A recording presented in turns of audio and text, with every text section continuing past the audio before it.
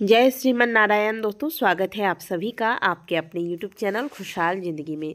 दोस्तों, बात करेंगे रविवार के दिन तुलसी पूजन किस प्रकार से करें या फिर तुलसी विवाह किस प्रकार से करें, क्योंकि इस बार 2 नवंबर को तुलसी विवाह का शुभ मुहूर्त बताया जा रहा है। ऐसे में बहुत से लोग कन्फ्यूज हैं कि रविवार का दिन है तो तुलसी विवाह किस प्रकार से करें, क्योंकि रविवार के दिन ऐसी मान्यता है कि भगवान विष्णु की प्रिया यानी कि तुलसी महारानी भगवान विष्णु के लिए इस दिन निर्जल व्रत धारण करती है। इसलिए इस दिन तुलसी तोड़ना या तुलसी को जल देना, तुलसी के पास दीपक लगाना या तुलसी का स्पर्श करना वर्जित बताया जाता है। तो ऐसे में तुलसी विवाह किस प्रकार से पूर्ण करें, इसमें पूरी जानकारी दूंगी। वीडियो को अंत तक जरूर देखिएगा। साथ ही तुलसी विवाह का शुभ मुहूर्त क्या होगा वो भी जानेंगे।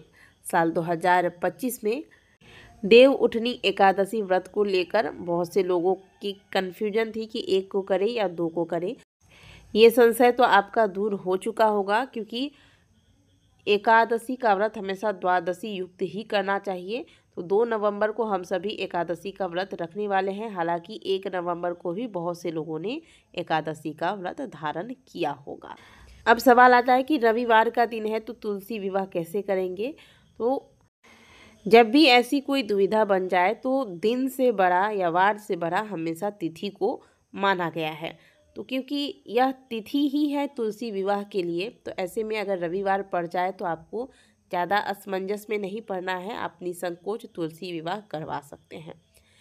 तुलसी विवाह का जो इस बार शुभ मुहूर्त बन रहा है वो बन रहा है 2 नवंबर को, दिन रविवार शाम 5:35 से लेकर शाम 6:53 तक। इसी बीच आपको तुलसी विवाह कर लेना है।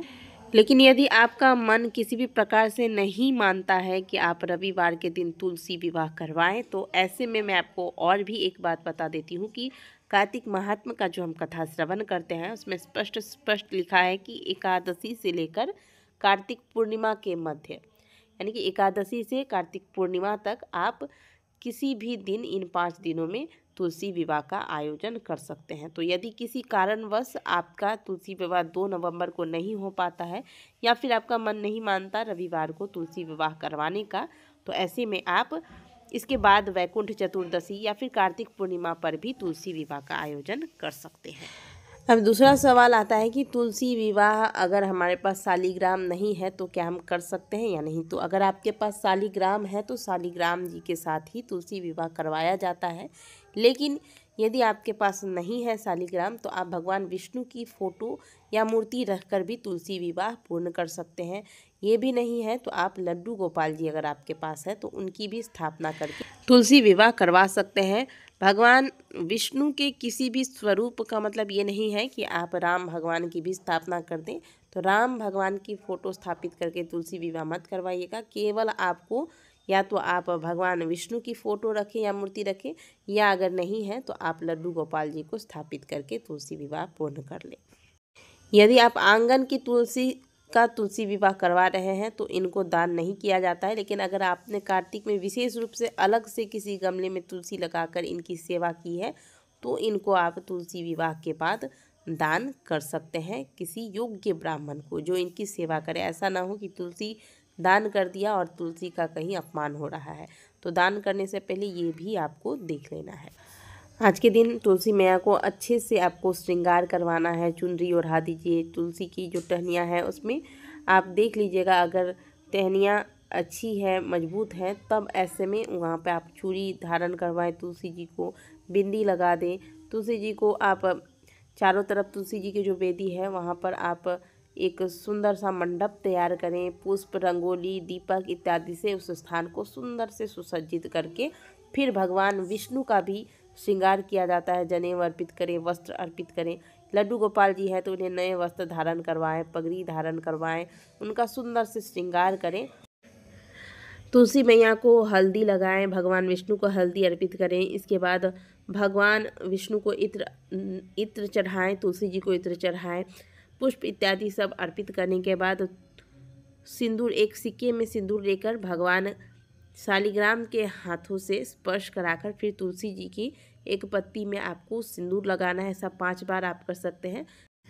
इसके बाद फेरे करवाए जाते हैं। तो फेरा किस प्रकार से आपको कराना है, तो आप एक प्लेट में आप 11 दीपक प्रज्वलित कर लीजिएगा और इस दीपक को तुलसी जी के चारों तरफ, तुलसी जी और भगवान विष्णु के चारों तरफ से घुमाकर इसे रख दीजिएगा। और दोनों का स्थान, क्योंकि विवाह के बाद भगवान विष्णु को आपको तुलसी जी के किस तरफ बैठाना है ये भी बहुत आवश्यक है।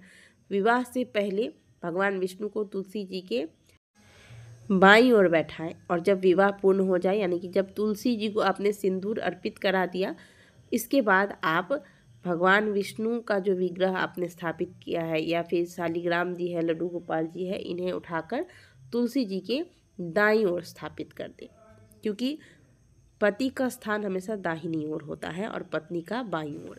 और इसके बाद भगवान विष्णु और तुलसी जी पर पुष्पों की वर्षा करें। तो इस प्रकार से तुलसी विवाह बहुत साधारण विधि से करवा सकते हैं। इसके पहले तुलसी विवाह करवाने से पहले भगवान विष्णु को जगाया जाता है। तो भगवान विष्णु को जगाने के लिए आप प्रार्थना करें, हे नाथ उठिए, आपके उठने मात्र से जगत का कल्याण होगा, जगत के सभी मांगलिक कार्य पर रोक लगा हुआ है, आपके उठते ही सभी मांगलिक कार्य पुनः आरंभ हो जाएंगे, आपके उठते ही हमारे जीवन में शुभता आए। इस प्रकार से प्रार्थना करके प्रभु को जगाना है। फिर जगाने के बाद शंख, घंटी इत्यादि बजाए। इसके पश्चात भगवान का अभिषेक करवाकर, भगवान का सुंदर से श्रृंगार करवाकर बताए गए विधि से आपको तुलसी विवाह पूर्ण करना चाहिए। आशा करते हैं कि दी गई जानकारी आपको अच्छी लगी होगी। वीडियो अगर आपको अच्छी लगी है तो वीडियो को लाइक ज़रूर कीजिएगा। मिलते हैं आपसे अगली वीडियो में, तब तक के लिए जय श्रीमन नारायण, जय तुलसी महारानी।